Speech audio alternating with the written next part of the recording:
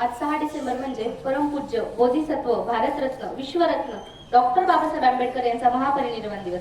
त्यानिमित्त मी सर्वप्रथम त्यांना अभिवादन करते आणि 2 शब्द बोलण्यास प्रयत्न करते.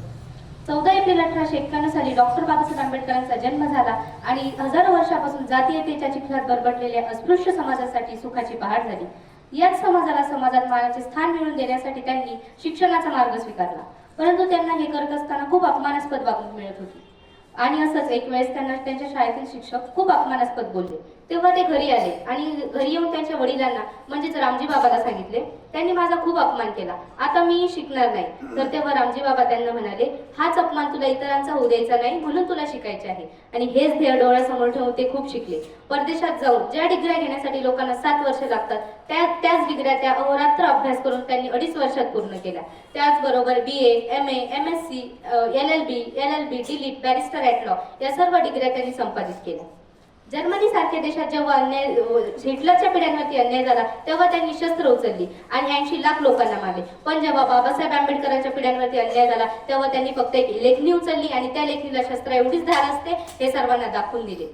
त्याचबरोबर त्यांनी आपल्या भारताचे संविधान लिहिले आणि या संविधानामध्ये प्रत्येक जाती धर्माच्या लोकांचा विचार करून प्राणी मात्रांपासून ते माणसांपर्यंत कोणावरही अन्याय होणार नाही या गोष्टीचा विचार करून त्यांनी हे संविधान लिहिले. म्हणूनच म्हणते, कोई चीख कर चला गया तो कोई चिल्ला कर चला गया, कोई चीख कर चला गया तो कोई चिल्ला कर चला गया, पर बाबा साहेब आंबेडकर एक ऐसा मसीहा था जो कक्षा के बाहर बैठकर भी इस देश का संविधान लिख कर चला गया, इस देश का संविधान लिख कर चला गया. या मनुस्मृतीमध्ये स्त्रियांना नरकाचे द्वार मानले जात होते. त्यांना प्रत्येक सन्मानापासून दूर ठेवा असे मानले जात होते. त्या स्त्रियांसाठी त्यांनी संविधानामध्ये स्त्री पुरुष समानतेचा अधिकार नेमला आणि स्त्रियांना त्यांच्या हक्कांविरुद्ध लढण्याचे बळ दिले. परंतु मला आता एक प्रश्न पडतो, आपण त्यांच्या या कष्टाची जाणीव ठेवून वागत आहोत का? आपण फक्त डिग्र्या घेण्यासाठी शिक्षण घेत आहोत. पण नेहमी लक्षात ठेवा, डिग्र्या घेऊन काही फायदा नाही. शिकून शिक्षित होण्यापेक्षा सुशिक्षित बना. आणि त्यांनी आपल्याला हे वैभव खूप मोठ्या कष्टाने मिळवून दिलेले आहे, त्याची जाणीव ठेवून वागत राहा. आणि म्हणून मला शेवटी जाता जाता म्हणावेसे वाटते, वेशीवरल्या पाचोळ्यातून मशाल पेटवली, वेशीवरल्या पाचोळ्यातून मशाल पेटवली, बा भीमा तू लेकरांसाठी हयात घालवली, बा भीमा तू लेकरांसाठी हयात घालवली. गावाने वेशीला केलेले वंदन होतास तू, गावाने वेशीला केलेले वंदन होतास तू, अजूनही दरवळ आहे असे कोणते चंदन होतास तू, अजूनही दरवळ आहे असे कोणते चंदन होतास तू.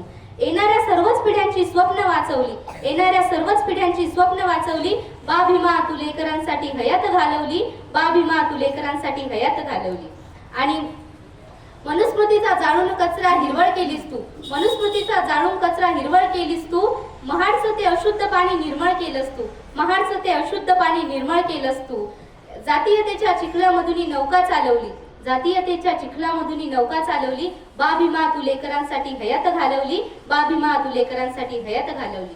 आणि असंच शेवटपर्यंत इतरांसाठी झटत असताना अखेर 6 डिसेंबर 1956 साली या क्रांतीसूर्याचा अस्त झाला. पण अजूनही त्यांच्या विचारांचा प्रकाश लख्ख आहे. म्हणूनच प्राण्यांपासून ते माणसांपर्यंतच्या विचारात ते जिवंत आहेत, स्वाभिमानात आणि अभिमानात पण जिवंत आहे आणि नेहमी राहतील. एवढे बोलून माझे 2 शब्द संपवते. जय हिंद, जय भारत, जय भीम.